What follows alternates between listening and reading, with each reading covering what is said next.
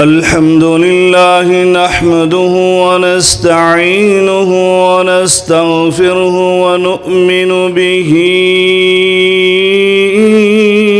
ونتوكل عليه ونعوذ بالله من شرور أنفسنا ومن سيئات أعمالنا من يهده الله فلا مضل له ومن يضلله فلا هادي له وأشهد أن لا إله إلا الله وحده لا شريك له وواحد في ذاته وصفاته لا شريك له وواحد في ألوهيته ومعبوديته لا ند له وأشهد أن سيدنا وسندنا وحبيبنا وشفيع ذنوبنا محمد صلى الله عليه وعلى آله وسلم إن الله وملائكته يصلون على النبي يا أيها الذين آمنوا صلوا عليه وسلموا تسليما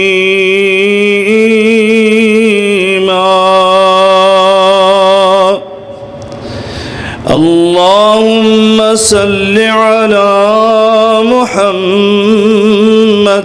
وعلى آل محمد كما صليت على إبراهيم وعلى آل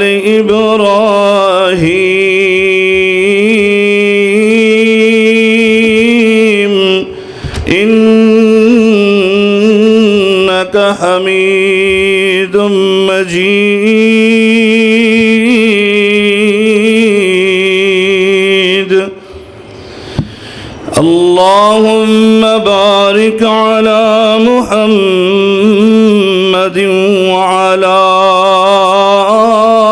آل محمد كما باركت على إبراهيم وعلى آل إبراهيم إنك حميد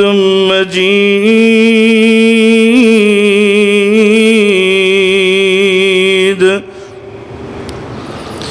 سبحانك لا علم لنا إلا ما علمتنا سبحانك لا علم لنا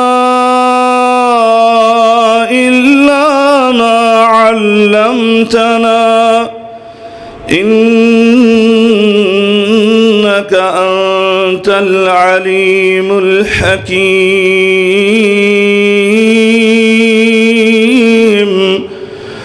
رب اشرح لي صدري ويسر لي أمري واحلل عقدة من لساني يفقه قولي أما بعد فإن خير الحديث كتاب الله وخير الهدي هدي محمد صلى الله عليه وعلى آله وسلم وشر الأمور محدثاتها وكل محدثة بدعة وكل بدعة ضلالة وكل ضلالة في النار. أعوذ بالله السميع العليم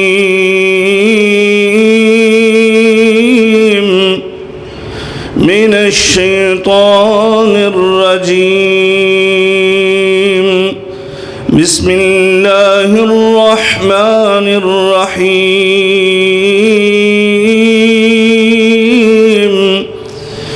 يا أيها الذين آمنوا أنفقوا من طيبات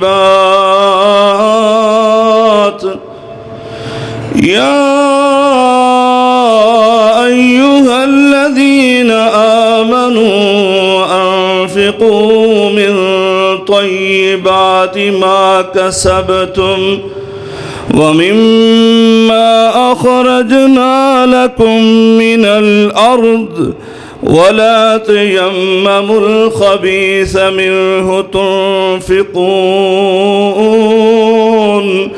ولستم بآخذيه إلا أن تغمضوا فيه واعلموا أن الله غني حميد.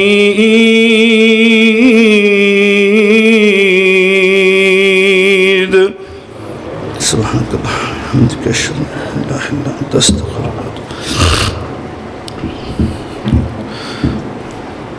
بزرگان من، برادران ملت، قابل صد احترام میری ماں اور بہنوں، ہر قسم کی حمد و ثنا، بزرگی، برتری، بڑائی، کبریائی اللہ رب العالمین کی ذات بابرکات کے لیے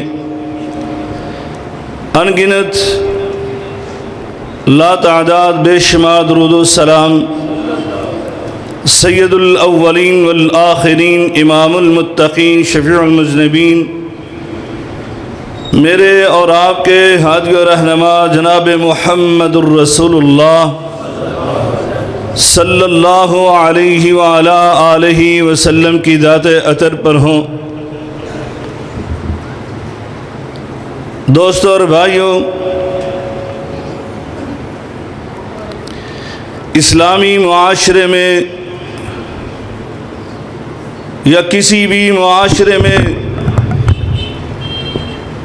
نظام معیشت اس کی تشکیل میں بنیادی حیثیت رکھتی ہے۔ اللہ احکم الحاکمین نے اپنے بندوں کو جہاں نظام معاشرت یعنی زندگی گزارنے کے اصول بتلائے ہیں، وہیں پر نظام معیشت کے بھی سنہری ضابطے اور اصول بیان کیے ہیں۔ اگر ان ضابطوں اور اصولوں پر نظام معیشت کو چلایا جائے تو معاشرے میں معاشی عدل و انصاف قائم رہتا ہے اور اس معاشرے کا نظام معیشت بھی مضبوط اور مستحکم ہو جاتا ہے۔ اگر اللہ کے بتائے ہوئے ضابطے اور اصولوں کو چھوڑ کر نظام معیشت کو چلایا جائے تو پھر جہاں پر وہ معیشت کا نظام تباہ و برباد ہوتا ہے، کمزور ہوتا ہے، وہیں پر معاشی ناانصافی اور ظلم جنم لیتی ہے، جس کی بنا پر پورے معاشرے میں بہت سی خرابیاں پھیل جاتی ہیں اور وہ معاشرہ تباہ و برباد ہو جاتا ہے۔ دوستو اور بھائیوں، اسلامی نظام معیشت میں نظام زکوٰۃ کو بنیادی حیثیت ہے۔ اگرچہ قرآن مجید فرقان حمید میں اللہ رب العالمین نے اپنے بندوں کو بار بار اللہ کے عطا کردہ مال سے خرچ کرنے کا حکم دیا، ترغیب دلائی، ان کے انفاق کے جذبے کو ابھارا، لیکن وہیں پر اللہ تبارک و تعالی نے سال میں ایک بار صاحب نصاب مسلمان پر یہ زکوٰۃ کا نظام جو ہے فرض کر دیا کہ آپ نے اپنے مال میں سے اگر وہ مال نصاب کو پہنچ گیا تو آپ نے اس میں سے 2.5% وہ اللہ کے راستے میں خرچ کرنا ہے، اور اگر ذمہ دار ہو تو پھر وَآتُوا حَقَّهُ يَوْمَ حِصَادِ، جس دن تم نے اپنی فصل کاٹنی ہے اس فصل میں سے عشر یا نصف عشر وہ ادا کرنا ہے۔ دوستو اور بھائیوں، یہ زکوٰۃ کی اہمیت اس کو ایک مسلمان کو سمجھنے کے لیے اس کے لیے یہی کافی ہے کہ قرآن مجید فرقان حمید میں اللہ رب العالمین نے نماز کے ساتھ ساتھ زکوٰۃ کو بھی بیان کیا۔ عمومی طور پر جہاں بھی نماز کا حکم دیا وہیں پر زکوٰۃ کا بھی حکم ادا کیا۔ وَأَقِيمُوا الصَّلَاةَ وَآتُوا الزَّكَاةَ، قرآن مجید فرقان حمید میں سینکڑوں مقامات پر یہ آیات موجود ہیں۔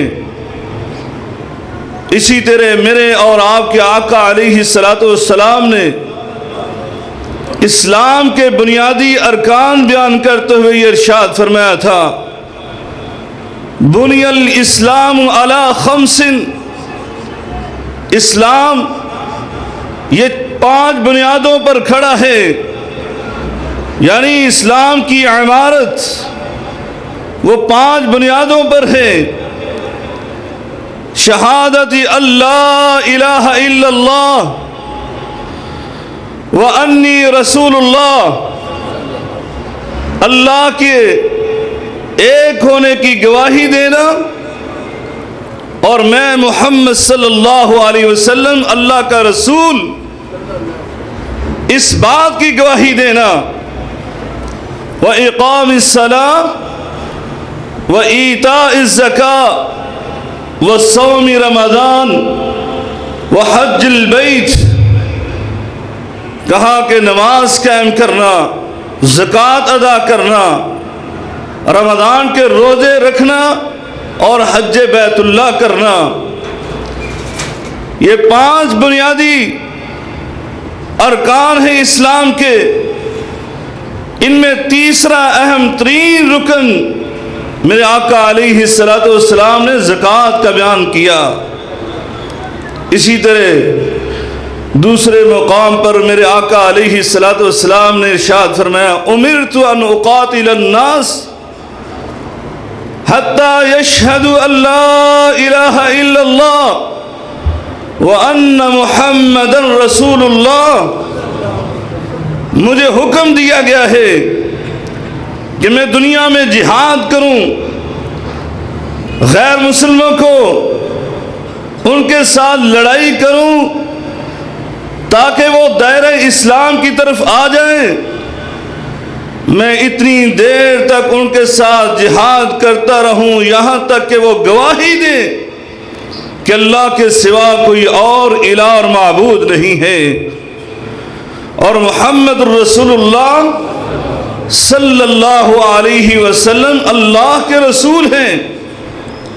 وَيُقِيمُ الصَّلَاةَ وَيُؤْتُ الزَّكَاةَ، اور پھر میرے آقا نے یہ بنیادی 2 ارکان بیان کیے کہ وہ اسلام لانے کے بعد یعنی کلمے کا اقرار کرنے کے بعد 2 عمل اور کریں، ایک تو نماز پڑھنے لگے، دوسرا زکوٰۃ ادا کرنے لگے۔ میرے آقا علیہ الصلوۃ والسلام نے فرمایا فَإِذَا فَعَلُوا ذَلِكَ عَصَمُوا مِنِّي دِمَاءَهُمْ وَأَمْوَالَهُمْ، کہا کہ اگر وہ یہ 3 کام کریں، سب سے پہلے وہ کلمے کا اقرار کر لیں، اس کے بعد نماز پڑھنے لگے، تیسری یہ بات کہ وہ زکوٰۃ ادا کرنے لگے، تو فرمایا انہوں نے اپنے اموال کو، اپنے خونوں کو مجھ سے محفوظ کر لیا۔ دوستو اور بھائیوں، اسی تاکید کے پیش نظر جناب سیدنا ابو بکر صدیق رضی اللہ تعالی عنہ خلیفہ اول، وہ جب مسند خلافت پر تشریف فرما ہوئے، جلوہ افروز ہوئے، تو بہت سارے قبائل نے ارتداد کا ارتکاب کیا۔ ان قبائل میں سے ایک قبیلے نے کہا کہ ہم کلمہ بھی پڑھیں گے، ہم نمازیں بھی پڑھیں گے، ہم روزے بھی رکھیں گے اور استطاعت ہوئی تو حج بیت اللہ بھی کریں گے، لیکن زکوٰۃ یہ نبی کریم صلی اللہ علیہ وسلم کی زندگی تک یہ فرض تھا، اب ہم زکوٰۃ ادا نہیں کریں گے۔ خلیفہ اول نے اعلان جہاد کر دیا، کہا واللہ لأقاتل الناس من فرق بین الصلاۃ والزکاۃ، میں اللہ کی قسم اٹھا کر کہتا ہوں جس نے نماز اور زکوٰۃ کے مابین فرق کیا میں اس کے ساتھ جہاد کروں گا۔ جناب عمر فاروق رضی اللہ تعالی عنہ نے آ کر عرض کی اے خلیفہ رسول، جناب ابو بکر آپ کیا کرنے لگے ہیں؟ وہ کلمہ گو ہیں اور حدیث دلیل کے طور پر حدیث پیش کی کہ میرے آقا علیہ الصلوۃ والسلام نے ایک حدیث میں صرف کلمے کا کہا تھا کہ اگر وہ کلمے کا اقرار اور اعلان کر لیں میں ان کے ساتھ لڑائی ختم کر دوں گا، تو آپ یہ کیا کرنے لگے ہیں؟ کہا عمر سن لو، میں ان کے ساتھ جہاد کروں گا جو نماز اور زکوٰۃ کے درمیان فرق رکھیں گے، واللہ لو منعنی اناقا ما كانوا يودون الى رسول اللہ صلی اللہ علیہ وسلم، جو وہ اونٹنی یا اونٹنی کا بچہ، بلکہ ایک حدیث میں رسی کے بارے میں آتا ہے کہ اگر انہوں نے زکوٰۃ کے جانوروں کو باندھنے کے لیے جو وہ رسی نبی کریم صلی اللہ علیہ وسلم کے دور میں دیا کرتے تھے، وہ زکوٰۃ کے اونٹ دے دیں اور وہ رسی دینے سے انکار کریں کہ جاؤ خود ہی باندھو، تو کہا اس وقت بھی میں ان کے ساتھ لڑائی کروں گا۔ جناب عمر فاروق رضی اللہ تعالی عنہ بعد میں کہتے ہیں فواللہ ما ہوا الا وقد شرح اللہ صدر ابی بکر رضی اللہ تعالی عنہ انہ هو الحق فعرفت انہ الحق، کہا کہ یہ صرف اور صرف اللہ کی طرف سے جناب ابو بکر صدیق رضی اللہ تعالیٰ عنہ کا شرح صدر ہو چکا تھا، وگرنہ وہ اس طرح کی بات نہ کرتے۔ میں نے اس جہاد کے بعد جان لیا انہ الحق کہ جناب ابو بکر صدیق وہ حق پر تھے، جو ان کا شرح صدر اللہ نے کیا۔ وہ شرح صدر کیا تھا؟ اللہ رب العالمین قرآن مجید فرقان حمید میں ارشاد فرماتا ہے، فرمایا فَإِذَا انسَلَخَ الْأَشْهُرُ الْحُرُمُ فَاقْتُلُوا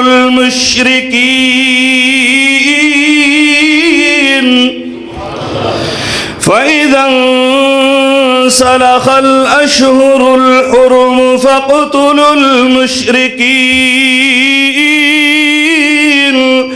حيث وجدتموهم وخذوهم واحصروهم واقعدوا لهم كل مرصد فإن تابوا وأقاموا الصلاة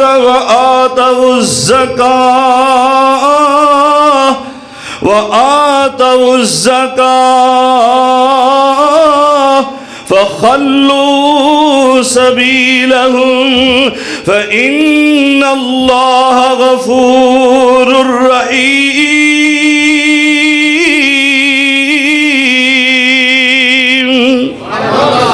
جناب عمر فاروق رضی اللہ تعالی عنہ فرماتے ہیں قد شرح اللہ صدر ابی بکر، کہ میرے اللہ نے ابو بکر کا شرح صدر فرما دیا۔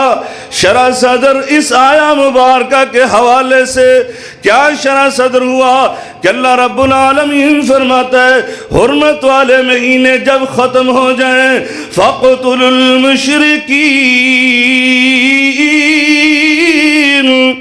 آپ نے مشرکوں کفار کے ساتھ جہاد کرنا ہے۔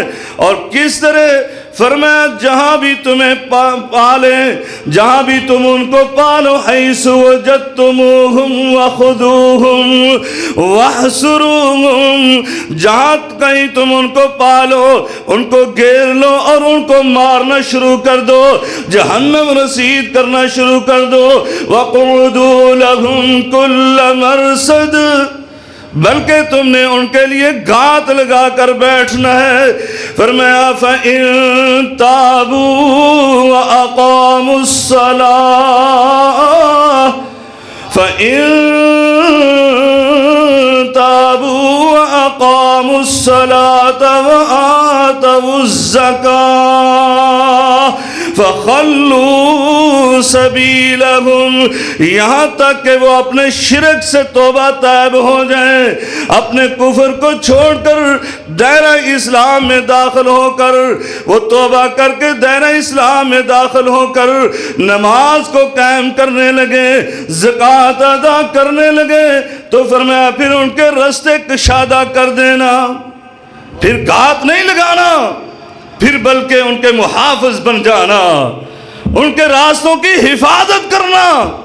اللہ رب العالمین ان کے گزشتہ گناہوں کو معاف کر چکا ہے، کیوں ان کی حفاظت کرنا ہے؟ اللہ رب العالمین نے اسی سورہ میں چند آیات کے بعد پھر ارشاد فرمایا فَإِن تَابُوا وَأَقَامُوا الصَّلَاةَ وَآتَوُا الزَّكَاةَ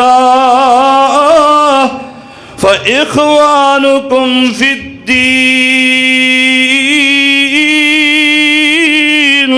وَنُفَصِّلُ الْآيَاتِ لِقَوْمٍ يَعْلَمُونَ۔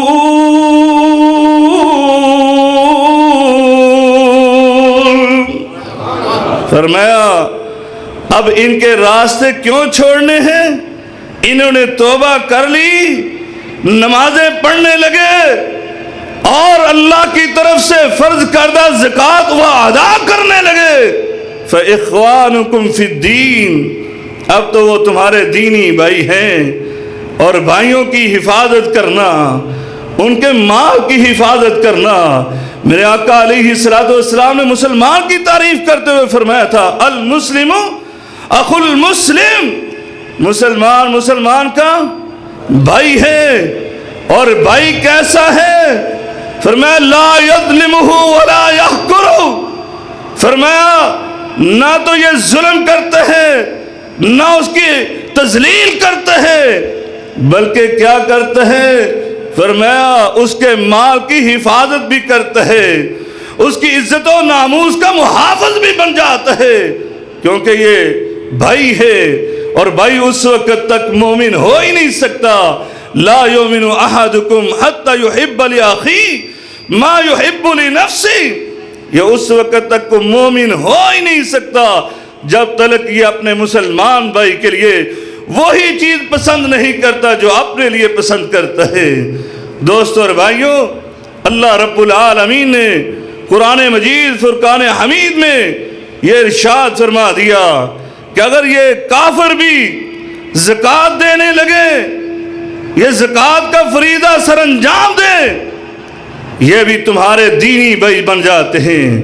اس لیے اللہ تبارک و تعالی نے ایک مقام پر مسلم معاشرے کی عکاسی کرتے ہوئے اور مومنوں کے اوصاف بیان کرتے ہوئے اسی سورہ مبارکہ میں یہ ارشاد فرمایا والمؤمنون والمؤمنات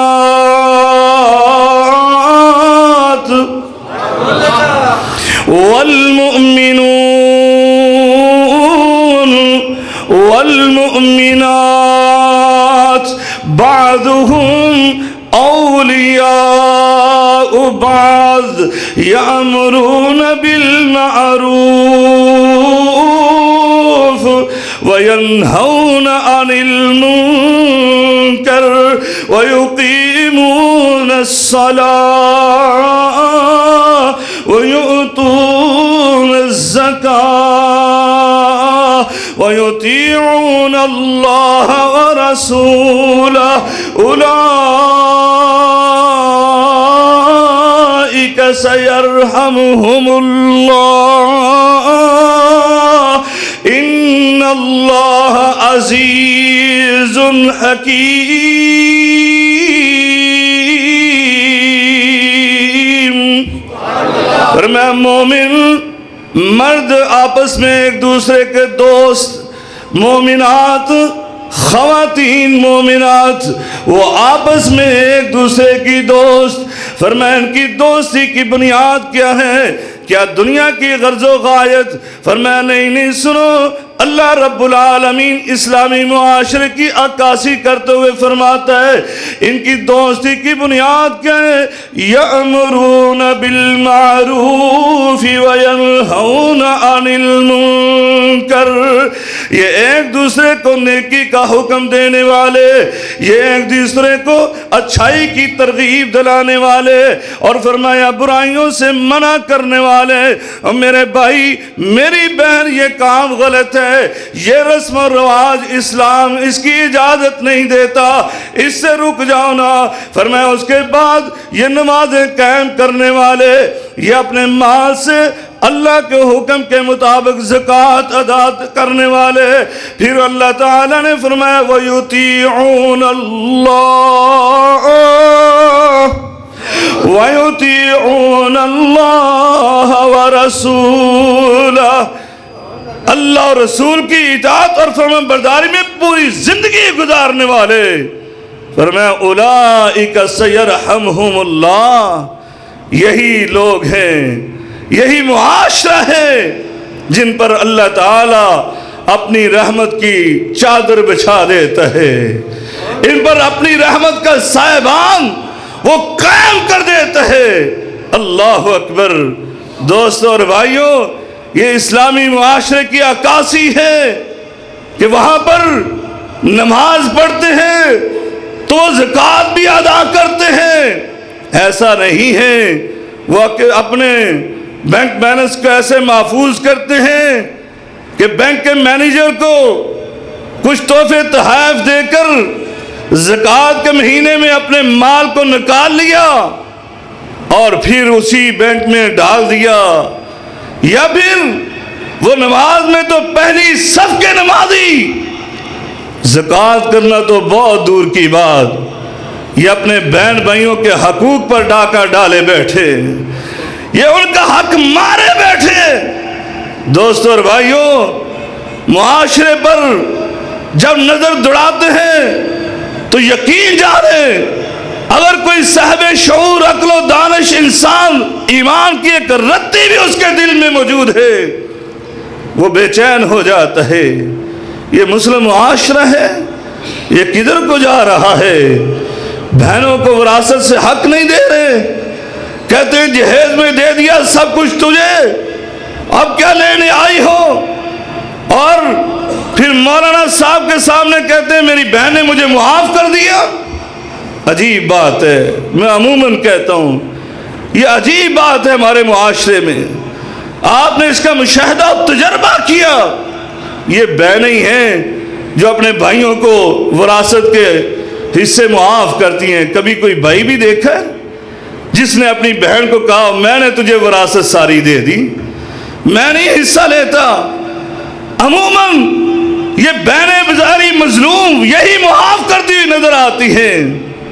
معاملہ کیا ہے؟ وہ کمزور ہے، وہ بہن ہے نا، صحیح مثال دی ہے کسی عقل مند نے کہ یہ دانت بھائی ہے اور زبان جو ہے وہ بہن کی مانند ہے، دانت میں کوئی تنکا کوئی ذرہ پھنس جائے وہ بے چین ہو جاتی ہے، تڑپ جاتی ہے، جب تک اس دانت سے وہ ذرہ باہر نہیں آتا اس زبان کو سکون نہیں ملتا۔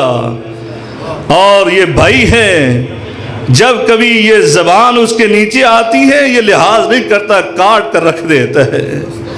دوستو اور بھائیوں، لیکن مسلمان بھائی وہ تو ایسے نہیں ہوتا، وہ تو دوسروں پر احسان کرنے والا، یہ تو ہماری جائی بہن ہے، حقیقی بہن ہے، اور اپنی ہی بیٹیاں، بہن تو بہت دور کی بات، اپنی ہی بیٹیاں۔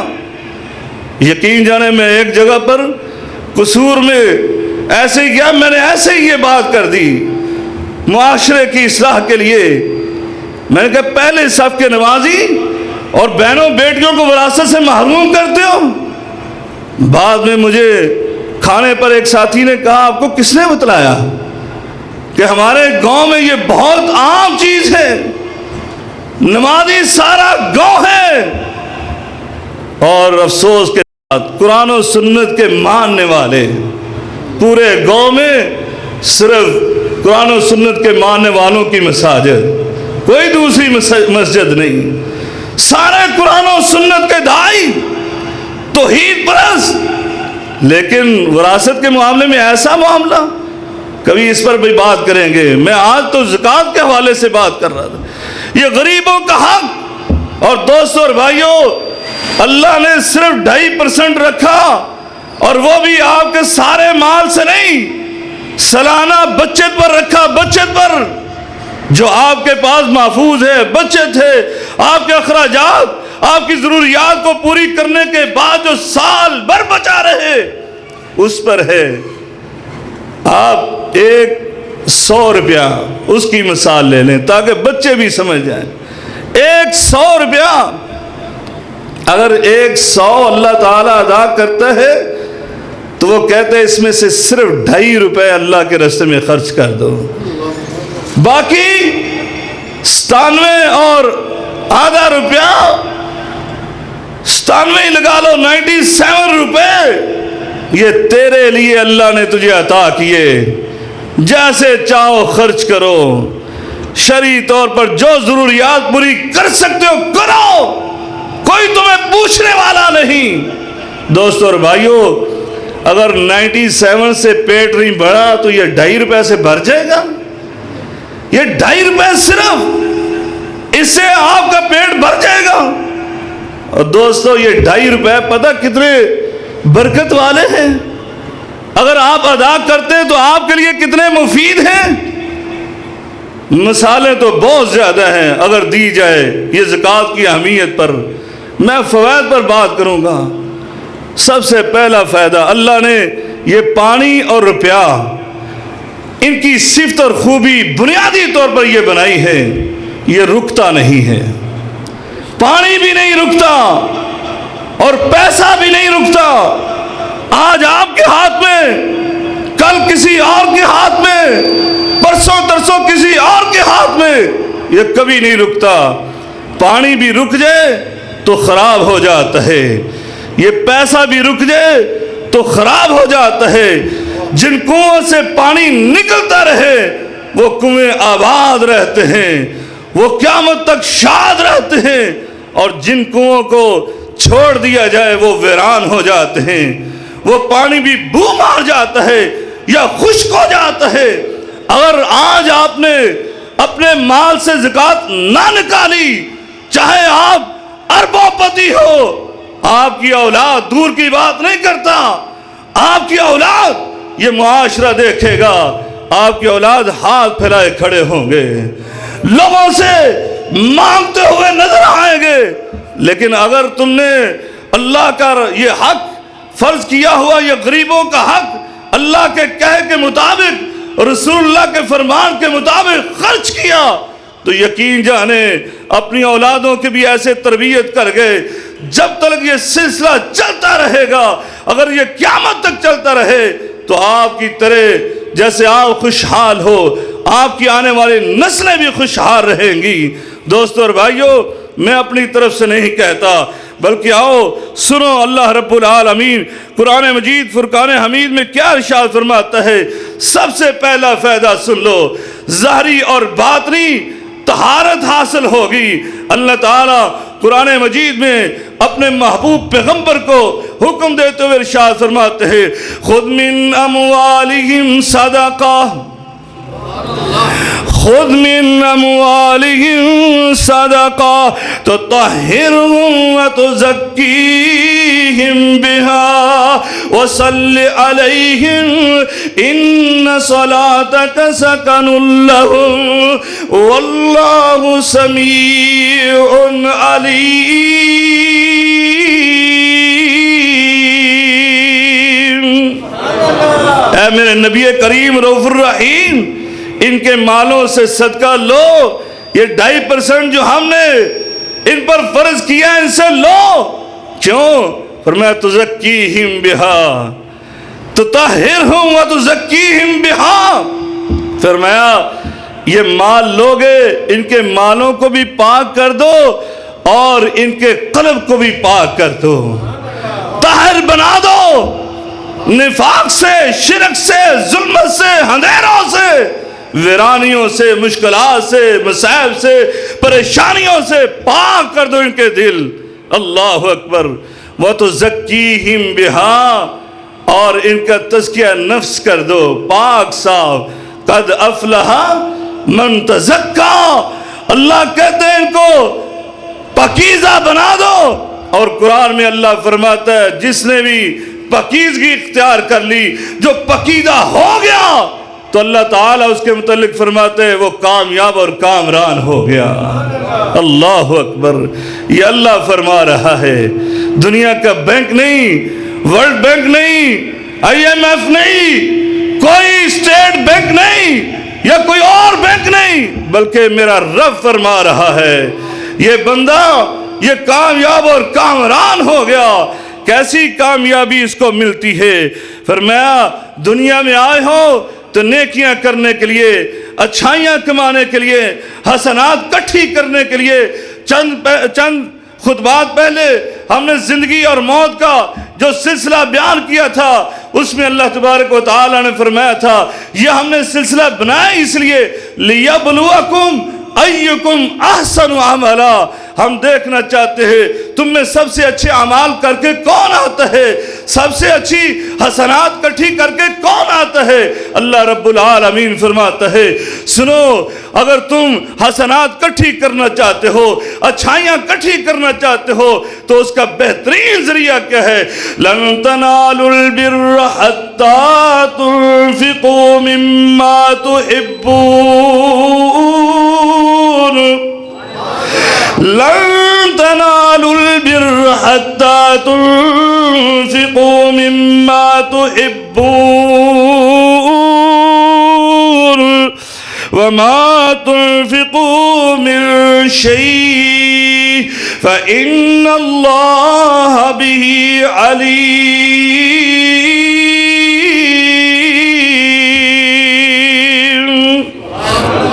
اللہ رب العالمین فرماتا ہے ہرگز تم نیکیوں کو نہیں حاصل کر سکتے، ہرگز تم حسنات کو اکٹھی نہیں کر سکتے، ہرگز حقیقی نیکی کو نہیں پہنچ سکتے۔ کب تلک؟ فرمایا مما تحبون، جب تک تم اپنی پسندیدہ چیز اللہ کے راستے میں خرچ نہیں کرتے۔ یہ انسانی فطرت ہے، یہ مال سے محبت کرنے والا، یہ دولت سے محبت کرنے والا، یہ روپے پیسے سے محبت کرنے والا انسان، فرمایا جب تک اس محبت کی ہوئی چیز کو تم اللہ کے راستے میں خرچ نہیں کرو گے تو اللہ رب العالمین فرماتا ہے لن تنالوا البر حتى تنفقوا مما تحبون۔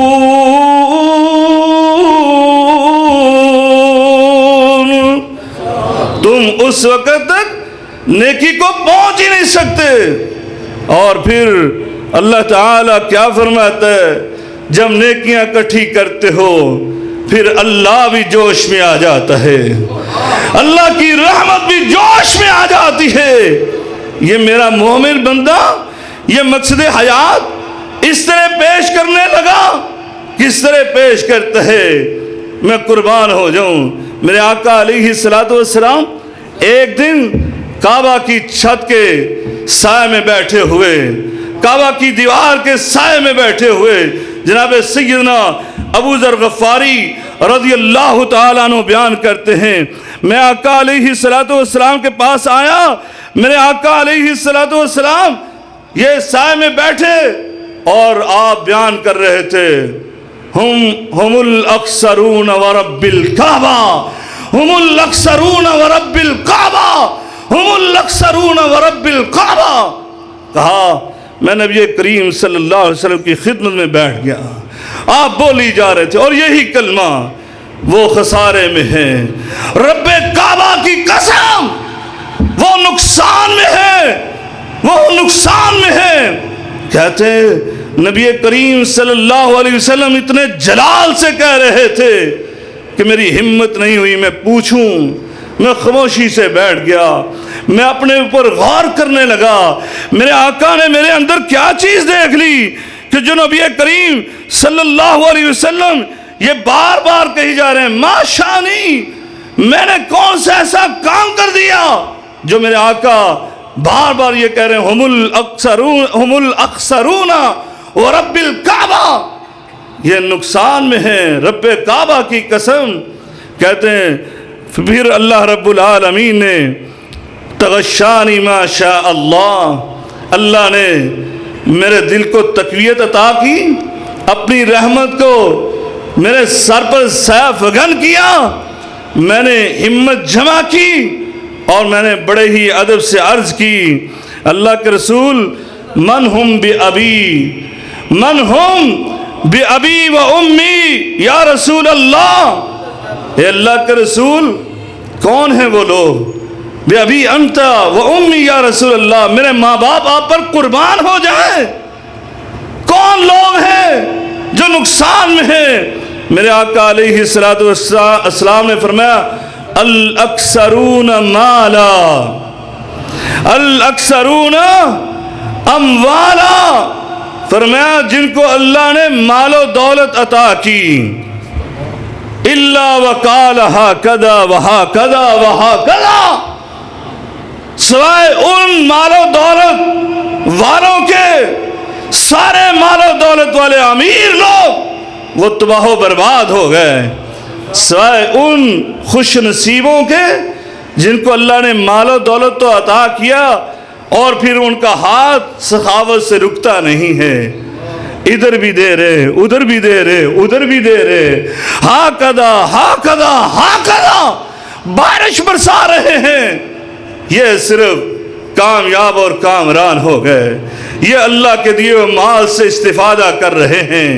اسی لیے اللہ رب العالمین نے قرآن مجید فرقان حمید میں فرمایا کیسی کامیابی ہے، میری رحمت ان پر صافگن ہو جاتی ہے، وَرَحْمَتِي وَسِعَتْ كُلَّ شَيْءٍ۔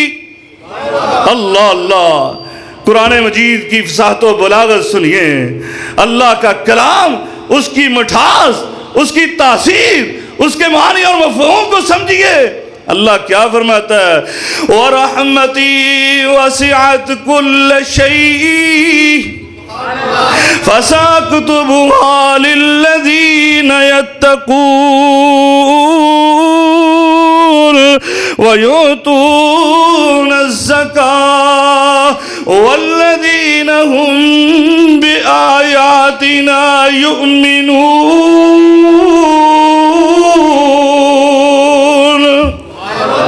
اللہ رب العالمین فرماتا ہے کہ میری بہت ساری مخلوقات، بڑی عظیم عظیم مخلوقات، اللہ اکبر، اللہ کی کرسی جس پر میرے اللہ نے اپنے قدم مبارک رکھے ہوئے، اللہ قرآن میں کہتا ہے وَسِعَ كُرْسِيُّهُ السَّمَاوَاتِ وَالْأَرْضِ، وہ اتنی بڑی ہے کہ وہ زمین و آسمان کو محیط ہے، یہ زمین و آسمان مل کر بھی اس کا مقابلہ نہیں کر سکتے۔ اور جس عرش پر میرا رب مستوی ہے، میرے آقا نے فرمایا یہ کرسی اس عرش کے مقابلے میں ایک ذرہ ہے، ذرہ۔ آج لوگ کہتے ہیں، کیسے کہتے ہیں جی عرش پر اللہ، آپ نے اس کو محدود کر دیا، وہ ہماری سوچ بھی نہیں پہنچ سکتی، میرا رب کتنا بڑا ہے۔ ایسے تو نہیں ہم کہتے اللہ اکبر، اللہ اکبر، اور اللہ کا جو اللہ کی کرسی ہے وہ زمین و آسمان سے بڑی، اور اللہ کا عرش کہتے ہیں جی پھر وہ کہاں ہوگا، یہ کائنات سے بات، اوہ نلائکو ہمیں کیا علم کہ وہ اللہ کا عرش کہاں پر ہے، کیسے ہے، ہمیں یہ پتہ ہے کہاں، فی السماء، آسمانوں کے اوپر، لیکن اس کی تحدید، اس کا حدود اربع وہ کتنا ہے وہ اللہ ہی جانتا ہے۔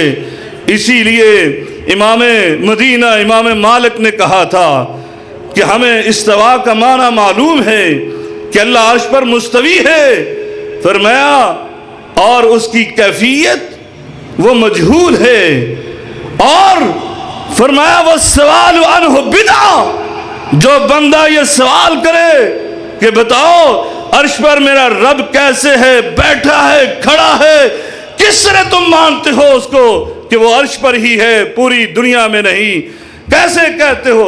کہا جو بھی ایسا سوال کرتا ہے وہ بدعتی ہے، وہ بدعت کا ارتکاب کر رہا ہے۔ دوستو اور بھائیو، اللہ کی بڑی مخلوقات، عرش عظیم کہا جاتا ہے، عرش عظیم، اور کل قیامت کے دن اللہ نے بہت سارے اپنے مومن بندوں خوش نصیبوں کو عرش عظیم کا سایہ بھی عطا کرنا ہے۔ اللہم اجعلنا منہم، اللہ ہمیں ان خوش نصیبوں سے بنا دے۔ لیکن اللہ نے یہاں پر کیا فرمایا، سنو زکوٰۃ دینے والوں کتنے خوش نصیب ہو، فرمایا وَرَحْمَتِي وَسِعَتْ كُلَّ شَيْءٍ، اللہ کی رحمت جو ہے ساری چیزوں سے بڑی، ساری چیزوں سے وسیع، ساری چیزوں سے عظیم۔ فرمایا لیکن اتنی بڑی چیز کو میرا رب کیا کہتا ہے؟ فَسَأَكْتُبُهَا لِلَّذِينَ، میں اتنی وسیع چیز کو میں محدود کرنے لگا، میں محصور کرنے لگا، میں ساری کائنات پر اپنی رحمت نہیں کروں گا۔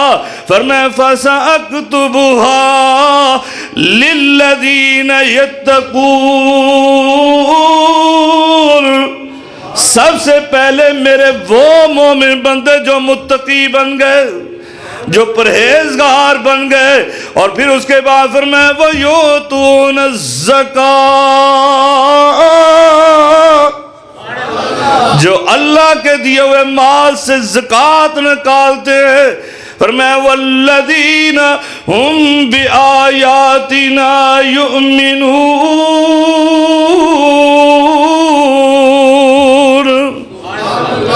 یہ اللہ کی آیات پر ایمان لاتے ہیں، اللہ کی تعلیمات پر سر تسلیم خم کرتے ہیں اور زکوٰۃ نکالتے ہیں۔ دوستو اور بھائیو، یقین جانیں میں تو بڑی آیات آپ کے لیے لے کر آیا تھا، قرآن کے بہت انمول موتی لے کر آیا تھا، لیکن وقت ساتھ نہیں دیتا۔ آخری باتیں کرتا ہوں، اللہ رب العالمین یہ رحمت آپ پر کیسے کرتا ہے؟ آج تمہیں ہر انسان کو، چاہے کتنا بھی وہ متقی پرہیزگار ہے، جتنا بھی زاہد کیوں نہ ہو، جتنا بھی پرہیزگار کیوں نہ ہو، اس کے دل میں بھی ہے یہ اللہ کی نعمت مال مجھے بھی وافر مقدار میں حلال طریقے سے مل جائے۔ دوستو اور بھائیو، اس لیے اللہ رب العالمین قرآن مجید فرقان حمید میں کیا فرماتا ہے؟ فرمایا وَمَا آتَيْتُم مِّن زَكَاةٍ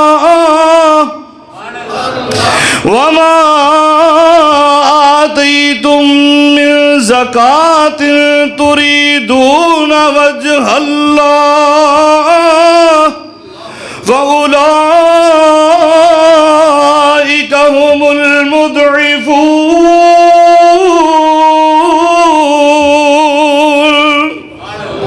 فرمایا اس سے پہلے آیات جو کلمات ہیں نا، اس آیت کے کہا تم لوگوں کو مال دیتے ہو سود لینے کے لیے، بینکوں میں سیونگ اکاؤنٹ کھولتے ہو نا، یہ جی میں نے تو، وہ کہتے ہیں شرعی طریقے سے ہم کاروبار کر رہے ہیں۔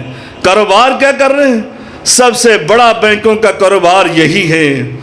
میرے جیسے مظلوم لوگ، کسان لوگ، وہ مجبور لوگ جاتے ہیں قرضہ لیتے ہیں، آپ کو دیتے ہیں 5-6%، 2%، ان سے لیتے ہیں 10-12%۔ یہ سودی کاروبار ہے سب سے بڑا۔ اور اللہ فرماتے ہیں لوگوں کو مال دیتے ہو ربا کے لیے، سود کے لیے، منافع کے لیے، پرافٹ کے لیے۔ فرمایا فلا یربو عند اللہ، تم تو سمجھتے ہو نا کہ لاکھ کے پیچھے میں نے یہ آرام سے گھر بیٹھے میں نے 2000-3000 پرافٹ لے لیا، میرا 1,00,000 روپیہ بھی محفوظ ہے۔ فرمایا یہ 2-3 ہزار روپیہ تیرے لیے تباہی کا باعث ہے۔ کیوں؟ فرمایا فَأْذَنُوا بِحَرْبٍ مِّنَ اللَّهِ وَرَسُولِهِ، تم وہ کام کر رہے ہو کہ اللہ اور رسول کے ساتھ اعلان جنگ کر رہے ہو، اور جو میرے رب سے، میرے رسول سے اعلان جنگ کرے وہ تو تباہ و برباد ہی ہوگا، اس کی تو نسلیں تباہ و برباد ہو جائیں گی۔ فرمایا یہ اس سے اللہ کوئی حقیقت میں بڑھنے نہیں دیتا اس مال کو، یہ تباہ و برباد ہو جاتا۔ یمحق اللہ الربا، قرآن میں اللہ کہتا ہے میں تباہ کر دیتا ہوں ایسے مال کو۔ ہاں کون سا بڑھتا ہے مال؟ فرمایا جو تم اللہ کے راستے میں زکوٰۃ دیتے ہو نا، زکوٰۃ یہ 2.5% دیتے ہو، صرف 2.5%۔ اللہ کیا فرماتا ہے؟ فَأُولَئِكَ هُمُ الْمُضْعِفُونَ، اللہ تعالیٰ فرماتا ہے یہ بندے ہیں پرافٹ حاصل کرنے والے، مضعفون، میں بہت زیادہ ان کے مال کو بڑھا دیتا ہوں۔ اللہ نے مثال دی، یہ آیت سنا کے بعد ختم کرتا ہوں۔ مَثَلُ الَّذِينَ يُنفِقُونَ أَمْوَالَهُمْ فِي سَبِيلِ اللَّهِ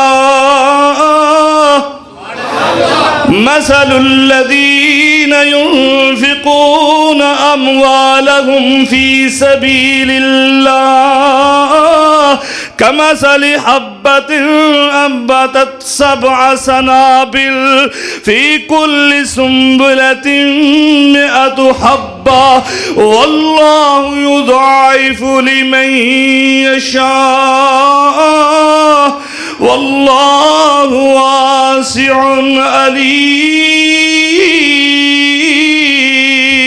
علیم۔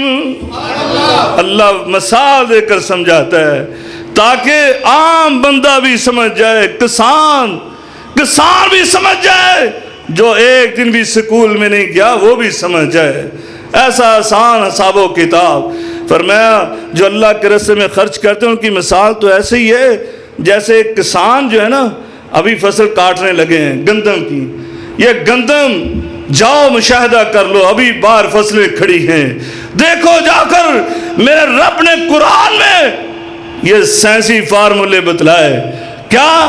یہ اپنے لیے، اللہ کے لیے نہیں، یہ اپنے لیے، اپنے گھر والوں کے لیے، اپنے معاشرے کے لوگوں کے لیے محنت کی۔ اس نے ایک دانہ پھینکا، ایک دانہ، وہ ایک دانہ گرا نا، اللہ نے اس سے ایک پودا نکالا اور اس پودے کے اندر 7 بالیاں لگائیں، 7 بالیاں، اور فرمایا یہ 7 بالیوں میں نہیں بلکہ ایک ایک بالی میں فی کل سنبلۃ 100 حبہ، ایک ایک بالی میں 100 دانے بنا دیے، ایک دانے سے 700 دانہ، ایک دانے سے 700 دانہ، 700۔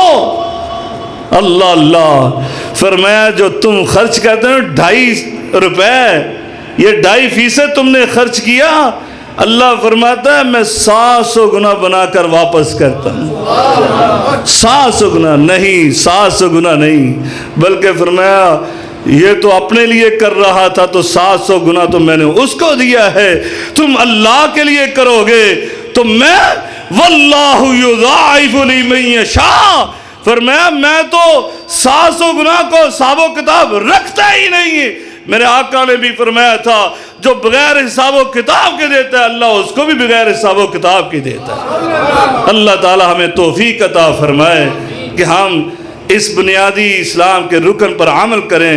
اللہ تعالی ہمارے معاشرے میں اس نظام زکوٰۃ کو رائج کر دے۔ وآخر دعوانا الحمدللہ رب العالمین۔